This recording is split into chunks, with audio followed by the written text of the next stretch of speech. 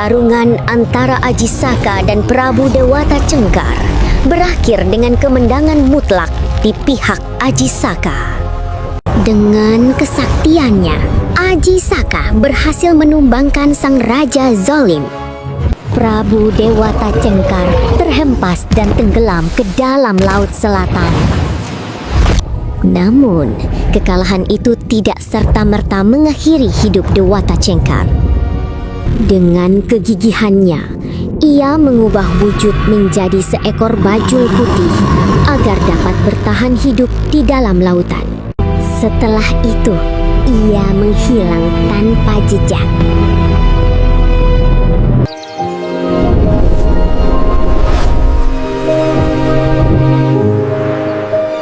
Beberapa tahun berselang, Medang Kamulan berada di bawah kepemimpinan Prabu Aji Saka. Ia memerintah dengan penuh kebijaksanaan, selalu mengutamakan kepentingan rakyatnya. Di bawah pemerintahannya, Medang Kamulan tumbuh menjadi negeri yang damai, makmur, dan memasuki masa kejayaan.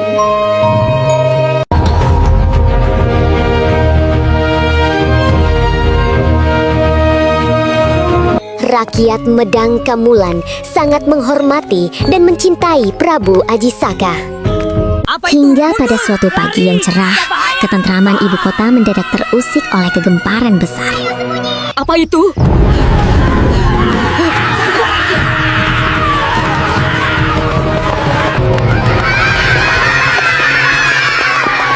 Apa yang terjadi?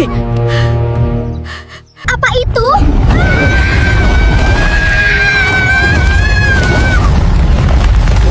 Ternyata seekor ular raksasa muncul dan merayap memasuki pemukiman penduduk. Tolong!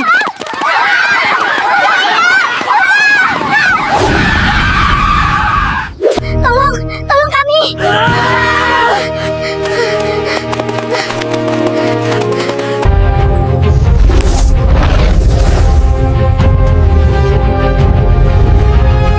Warga berlarian menyelamatkan diri dengan penuh ketakutan. Ular raksasa itu terus bergerak menuju istana kerajaan. Para prajurit segera bersiaga untuk menghadangnya.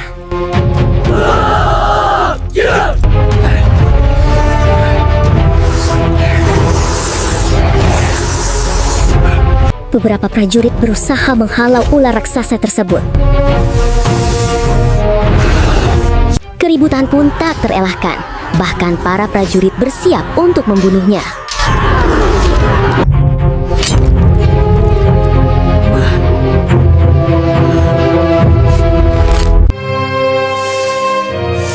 Hentikan! Jangan bunuh aku! Hah? Seekor ular bisa berbicara?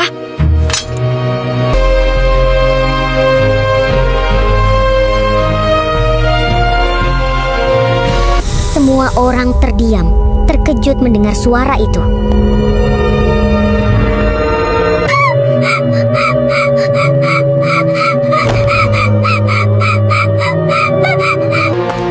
Siapakah engkau, wahai ular raksasa? Apa tujuanmu datang ke Medang Kamulan? Mohon ampun, Tuan.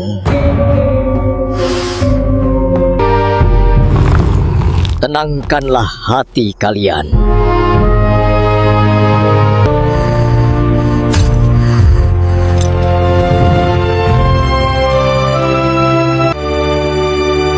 Aku tidak memiliki niat sedikit pun untuk mencelakai rakyat Medang Kamulan. Kedatanganku kemari hanya untuk mencari ayah kandungku. Siapakah ayahmu, wahai ular raksasa? Ayahku adalah Prabu Aji Saka, Jing penguasa Medang Kamulan.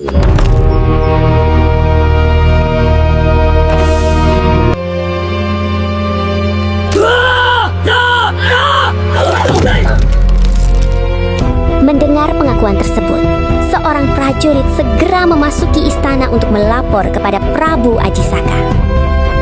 Ia menyampaikan bahwa di luar istana terdapat seekor ular raksasa yang mengaku sebagai putra sang Prabu. Prabu Ajisaka yang diliputi rasa penasaran segera keluar untuk menemui makhluk itu.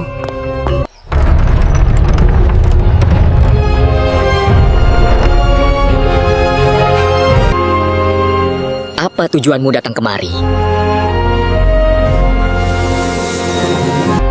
Kehadiranmu telah membuat rakyatku ketakutan.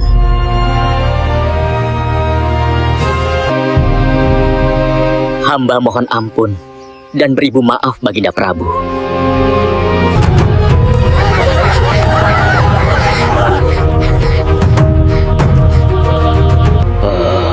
Dipian.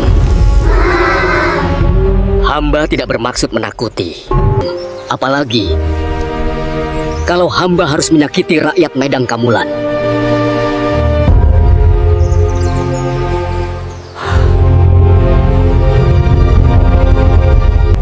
Kedatangan hamba semata-mata untuk menghadap Baginda Prabu Ajisaka, yang merupakan ayah kandung hamba.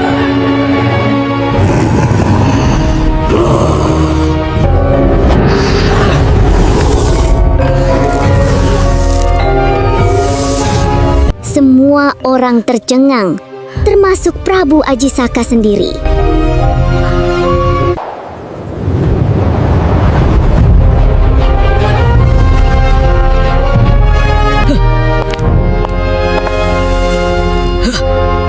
Apa maksud perkataanmu? Hingga kini, aku belum beristri.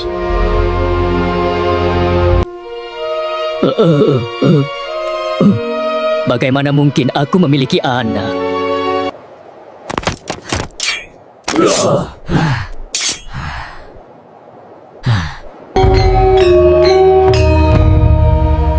Jikapun aku memiliki keturunan, pastilah berwujud manusia, bukan seekor ular.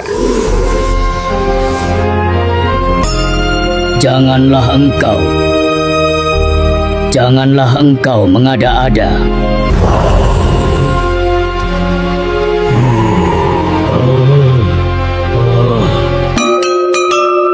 Tak namanya, apakah Baginda masih mengingat kejadian di masa lalu? Sebelum Baginda menjadi seorang raja,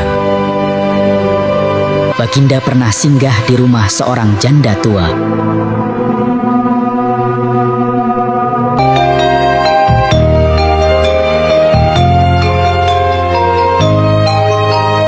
Dahulu, Ajisaka pernah buang air kecil di dekat lumbung padi milik janda tersebut. Tanpa disadari, air itu diminum oleh seekor ayam betina yang kehausan. Beberapa waktu kemudian, ayam itu bertelur 1 butir. Telur tersebut berukuran sangat besar dan tidak menetas selama berbulan-bulan. Setelah dierami selama 1 tahun, telur itu akhirnya menetas dan melahirkan seekor ular kecil yang kelak tumbuh menjadi ular raksasa.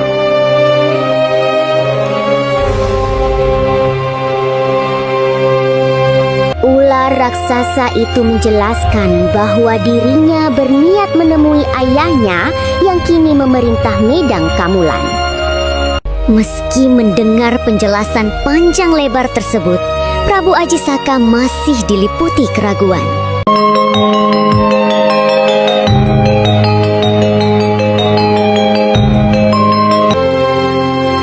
Jika kisahmu benar, seharusnya yang lahir adalah manusia, bukan seekor ular.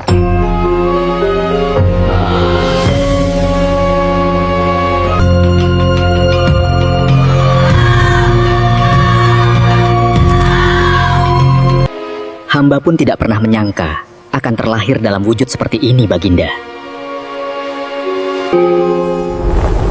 Namun, jika Tuhan telah berkehendak, Amin.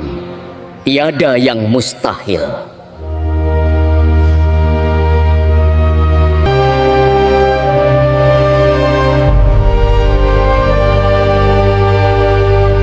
Kata-kata itu meluluhkan hati Prabu Ajisaka. Dalam lubuk hatinya, ia mengakui bahwa ular di hadapannya bukanlah makhluk biasa. Tutur katanya halus, sikapnya penuh tata krama.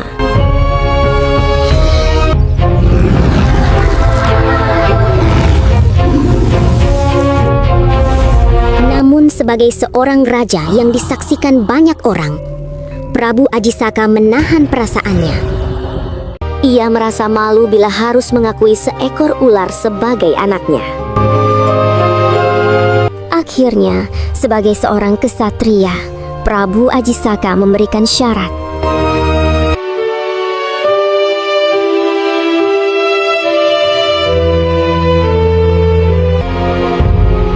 Jika memang benar, engkau adalah anakku, maka ada 2 syarat yang harus kau penuhi.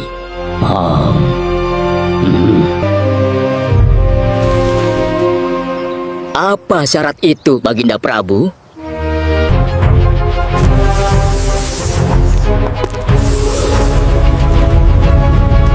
Pergilah ke Laut Selatan dan kalahkan Prabu Dewata Cengkar.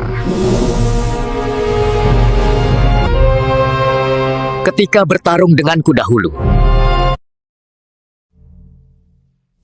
ia melarikan diri dengan menjelma menjadi bajul putih. Kini, keberadaannya meresahkan dan sering memangsa manusia.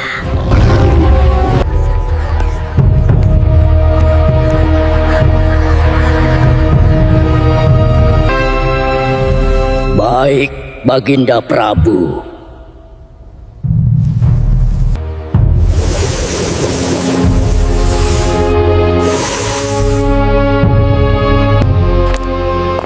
Syarat kedua, selama perjalanan pergi dan pulang, engkau tidak boleh berjalan di atas tanah.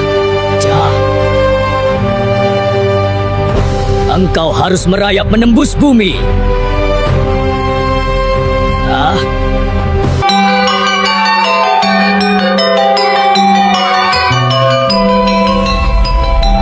Prabu Ajisaka meyakini bahwa syarat tersebut mustahil dilakukan. Namun tanpa ragu, ular raksasa menyanggupinya.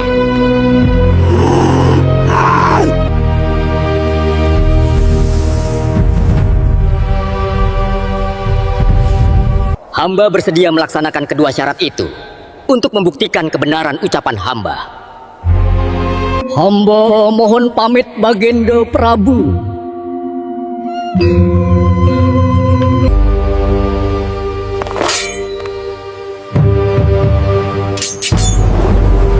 Disaksikan banyak orang, ular raksasa itu masuk ke dalam tanah. Ia merayap tanpa mengenal lelah hingga akhirnya tiba di Laut Selatan. Di sana, ia bertemu bajul putih, jelmaan Prabu Dewata Cengkar.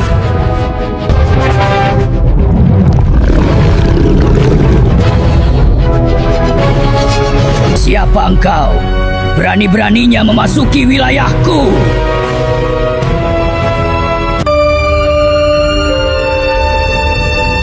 Apa? Ini wilayahmu? Bukankah engkau dahulu dikalahkan oleh ayahku Ajisaka?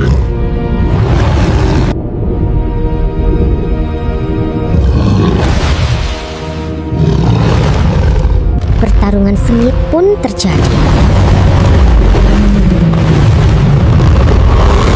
Pada akhirnya, ular raksasa berhasil mengalahkan bajul putih dan membawa kepalanya sebagai bukti. Ular raksasa kembali menuju Medang Kamulan dengan cara yang sama, yakni merayap di bawah tanah. Dalam perjalanan pulang, ia beberapa kali muncul ke permukaan karena tersesat, hingga akhirnya menyebabkan semburan lumpur panas di desa Kuwu. Setelah menempuh perjalanan panjang, ia berhasil tiba di Medang Kamulan dan menghadap Prabu Ajisaka. Hamba telah melaksanakan kedua syarat Baginda. Inilah kepala bajul putih sebagai bukti.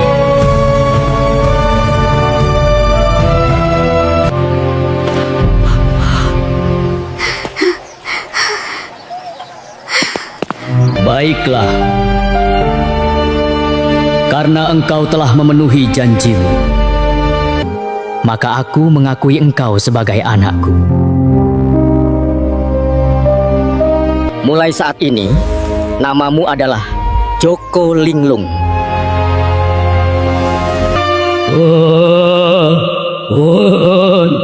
Terima kasih Ayahanda. Mengapa hamba diberi nama Joko Linglung? Linglung berarti bingung. Punterlandatan ngasangan. Karena dalam perjalanan pulang, engkau sempat tersesat dan berkali-kali muncul ke permukaan.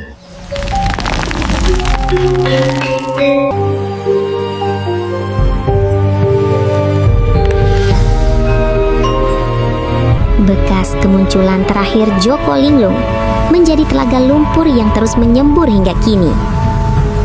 Tempat itu dikenal sebagai Bledug Kuwu, yang berarti semburan lumpur di desa Kuwu.